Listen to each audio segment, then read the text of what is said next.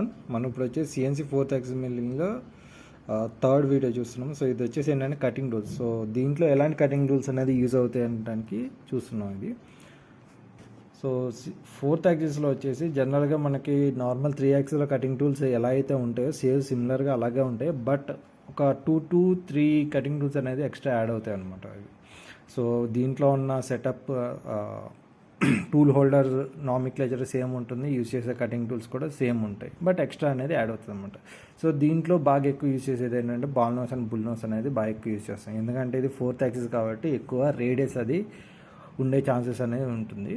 So next వచ్చేసి barrel cutter. So barrel cutter అనేది చాలా ఎక్కువ యూజ్ చేస్తాం, ఎందుకంటే ఇక్కడ రేడియస్ అనేది కావాలి కాబట్టి ఇది. సో బ్యారెల్ కట్టర్స్లో కూడా 2 టైప్స్ ఉంటాయి. జనరల్ బ్యారెల్ కట్టర్ ఉంటుంది, అలాగే టాంజెన్షియల్ బ్యారెల్ కట్టర్ ఉంటుంది. సో టాంజెంట్ అంటే ఇలాగ స్లైట్గా రేడియస్తో ఉంటుంది, ఇది ఒకేసారి కొంచెం ఎక్కువ మనకి బాల్ షేప్లో అది వస్తుంది అనమాట ఇది.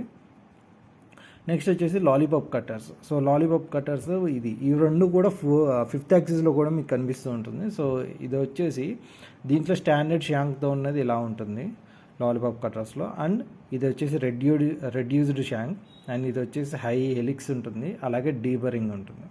సో ఇవి ఇంకొన్ని ఎక్స్ట్రా కూడా మనకి అప్లికేషన్ తగ్గట్టుగా ఇది చేంజ్ అంటూ ఉంటుంది దీంట్లో.